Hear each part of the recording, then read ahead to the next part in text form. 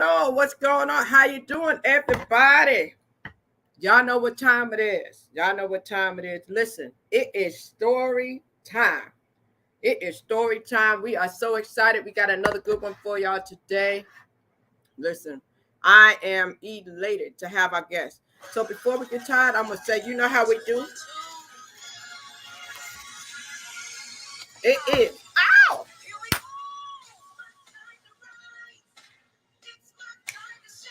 It's Jamaica the Toys time to shine today.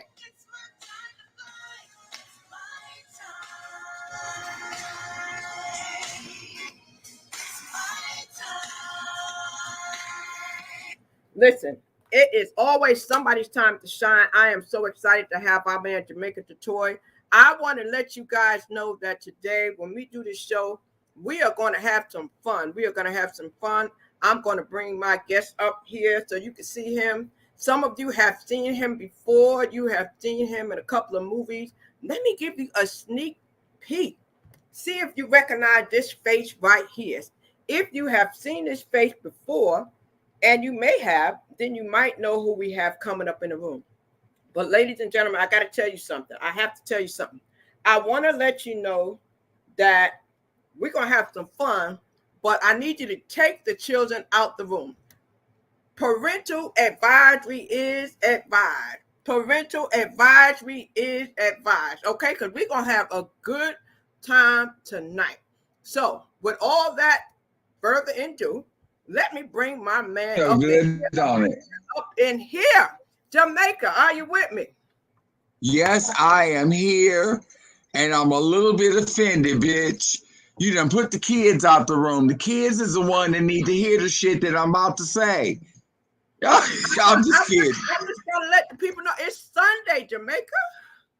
So the children might be in the room watching movies or something. So I got to let them know. I got to let them know right away to just go ahead and move them out the way so they know what's going on. How are you doing today? I am fabulous. I am fucked up. I am high. I am feeling great. I am enjoying life. I had some company stop by that I have not seen in a long time. It was good to see them. It was good to talk to you earlier. So I am in the best mood. Well, I have told the people to have them something to drink. I got my water, but I got some water here for me because I need water. And I got my virtual background so you can't see. Oh, no, bitch. I can't fuck with you in the water. I got my Crown Royal. So you have fun over there with that. Cup, man? What's in the cup? You have fun over there with that Fiji water, bitch, because this is Crown Royal Apple. I got you. Listen, so I wanna let the people know who they are listening to right now. So you are listening to Jamaica Detroit. Let me tell you a little bit about Jamaica. Just a little bit about Jamaica. Jamaica is a Los Angeles native. All right, he studied at U.S. Berkeley and has successfully been employed and participated in a lot of the entertainment industry. And many of you know this about him. He started as an administrative assistant to various high-powered CEOs and record labels, Capitol Records, Motown, Arista. Oh my God, you name it, he's been there. And then guess what? Then he even tapped into the film industry, guys. He began to work with a lot of people in the film industry for Fox, Universal, okay, Disney, Sony. Oh my goodness, the list goes on and on and on. And just while he was employed, he actually wound up doing something amazing back in 1993, right? When he was at Sony, somebody we all know, a prominent individual, he spotted him. And that was my man, John Singleton. And he took him by the side. And oh my goodness, I'm going to tell you more, but I just want to give you a little sneak peek. And some of you might have seen him. Yeah, this is him. If you're looking at him, you might say, I've seen him before. Yep, he's the one. He was in Bad Boys 2 and Baby Boy. That is him. All right. And guess what? You might even have seen him before because guess what? He's that icon in the LGBT community too. Yeah, that's him. That's Jamaica. So we're gonna get ready to find out just a little bit more. Are you putting that up there or somebody else put that up there? Oh man, I'm good like that, man. That's me. Go on, bitch. I fucks with you. That's me. I fucks with you. Okay, Crystal. Okay. Oh. I tried to be prepared a little bit. I had an assistant, but she's busy today doing her own thing. You know, they say good help is hard to find, Jamaica. It's hard to find good damn help. That's why they love you so much. So listen, let me ask you a question. Let the people know a little bit. Can I ask you? I know you're comfortable. Can I ask you to kind of rise up a little bit so they can see you a little bit? Because you're so comfortable. You laid back in the cut. You know what I'm saying? Oh, I'm There you sorry. go. There I you could go. sit up a So little bit let more. me ask you this. Let me ask you this. Okay. Take me back to childhood. Who was that little boy Jamaica, man? Tell me a little bit about your upbringing in Los Angeles, the makeup of your family. Can you tell us a little bit about that? Um, it's long, but I'll shorten it. Oh no, Um, you could tell us. no, I don't. I like to. I can ramble, and that's one of the things that therapy is helping me do. You can get to your point without boring a person with a story that has some poignancy to it. So basically, the story goes: I was born biracial. My mother died in childbirth. She was a Mexican woman. Never met her.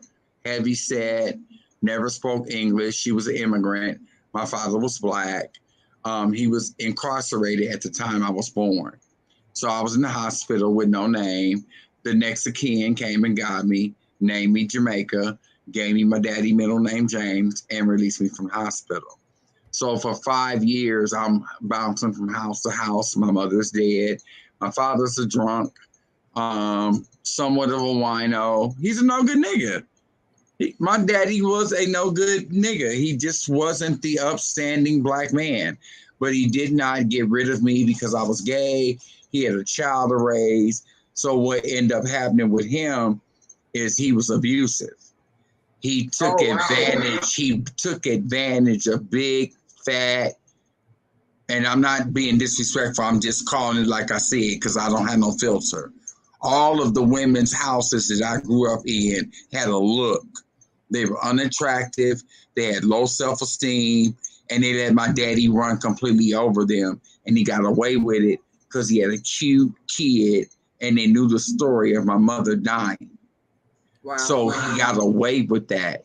Later on in life, I had to accept that and learn that he did that to keep a roof over my head so that I wouldn't keep bouncing from house to house. And then later on, at the age of 5, I was adopted by a young lady. She was much older, so I started calling her grandma. She was too old to be me calling mama. And so her family became my family. She knew I was gay.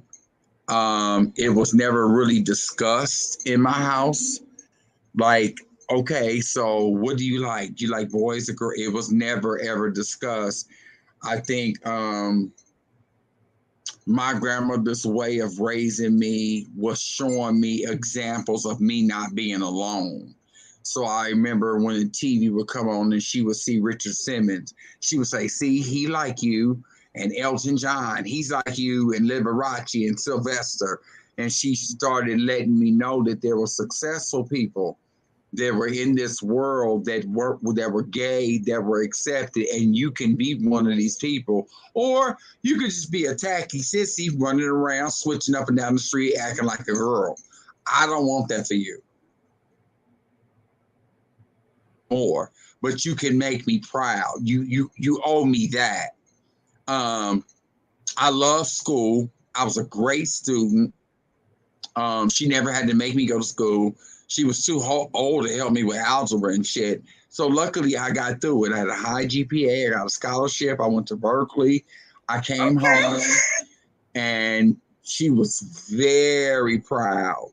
And then when I started dressing in drag and hosting comedy shows and she saw it, she said, oh my God, I am so proud. You are so beautiful. And she's a cusser. That's why I'm a cusser. She was a cusser. And I owe all of that to her. So that's basically who Jamaica Jatoy is. I don't know where I got my person. My grandmother had a personality, but it's nothing like mine. Mine is worse. I don't know where my humor came from. I don't know where this mouth came from. I don't know where this honesty came from. Maybe it's a blessing and a defense mechanism that somebody Yes. has been praying for me, and that's the way that I can keep bullshit away from me. Yes. Yes. Yes.